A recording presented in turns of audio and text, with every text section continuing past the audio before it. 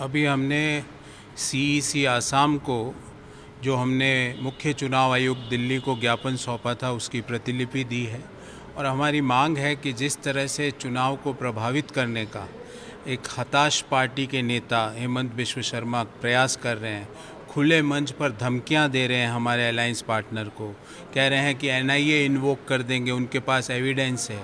हम पूछना चाहते हैं कि उनके पास एविडेंस आज कैसे आई, क्योंकि अभी तो मॉडल कोड ऑफ कंडक्ट लगा हुआ है और मॉडल कोड ऑफ कंडक्ट में तो local police chief election commission को रिपोर्ट करती है और उनके पास अगर पहले एविडेंस थी तो इतने दिन चुप क्यों थे? ये तो क्रिमिनल ऑफेंस हुआ।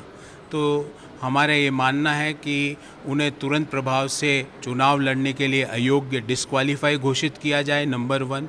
उनके कैंपेन को तुरंत प्रभाव से बैन किया जाए और भारतीय जनता पार्टी को एक राष्ट्रीय पॉलिटिकल पार्टी दल रहने का कोई अधिकार नहीं है इसके बारे में, क्योंकि ये खुला उल्लंघन है representation of people's act, model code of conduct और आईपीसी का। तो हमने सारा एक बड़ा प्रतिवेदन दिया है। अभी दिल्ली में भी शाम को 5 बजे चुनाव आयोग ने हमें समय दिया, हमारे वरिष्ठ नेता वहां जाके अपनी बात कह रहे हैं और दिसपुर में आसाम में मैं और मीडिया की चेयरपर्सन श्रीमती बबीता शर्मा जी ने हमारी बात चुनाव आयोग के लोकल कार्यालय को बताई और उनको हमें हमारी बात समझाई। और किस के ऊपर क्या तो कोई खानदान के ऊपर रिपोर्टर के ऊपर जी, हमने ये मांग की है कि जिस तरह से वो जो हमारे अलायंस पार्टनर हैं हंगरामा जी के लिए बोल रहे हैं कि उनको एनआईए में अंदर करवा देंगे, कैसे वो बोल रहे हैं मेरे पास एविडेंस है। ये एक पूर्व मंत्री के बयान है। मुझे तो आश्चर्य आता है कि पहले चरण के मतदान के बाद उनमें इतनी हताशा आ गई कि उन्होंने घुटने ही टेक दिए।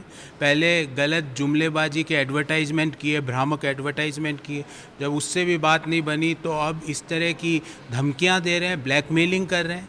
ब्लैकमेलिंग और धमकियों से आसाम की जनता वोट नहीं देने वाली। आसाम की जनता ने आपको 100 में से 3 नंबर दिए क्योंकि आपने 25 लाख नौकरियों का बोला और 80,000 डिलीवरी दिया। तो 3 नंबर वालों को स्कूल्स में फेल नहीं किया जाता, स्कूल से बाहर निकाल दिया जाता है और आसाम की जनता ने दिसपुर से भारतीय जनता पार्टी को बाहर निकालने का निर्णय कर लिया है।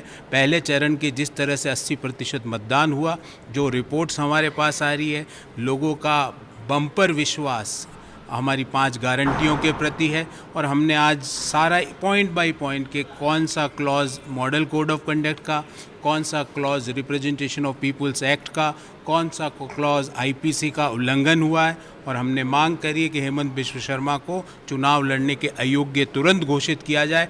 जो व्यक्ति लोकतंत्र का उपहास उड़ाए, चुनाव के दौरान धमकियां दे, ब्लैकमेलिंग करे, उसको चुनाव लड़ने का कोई अधिकार नहीं है और उनको चुनाव में कैंपेन करने का तुरंत प्रभाव से बैन किया जाए।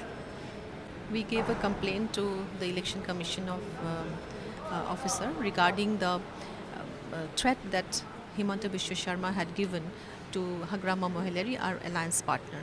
He said that Hagrama Mohilary has cases against him, that he will put NIA on him. But how can he do that when there is a model code of conduct? And if he knew that there is evidence against Hagrama Mohilary, why didn't he do it before the elections? Why was he waiting till the elections?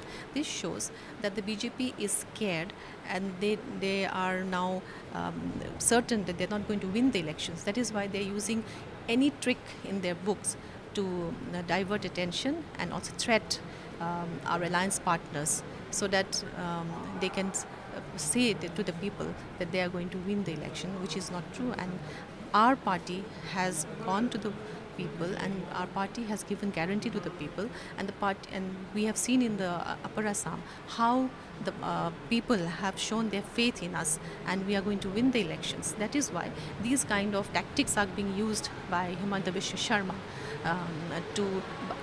We all know that BJP is well adept in blackmailing people. So it is a blackmailing tactics on his part, and we condemn such tactics, and we have given a complaint to the EC.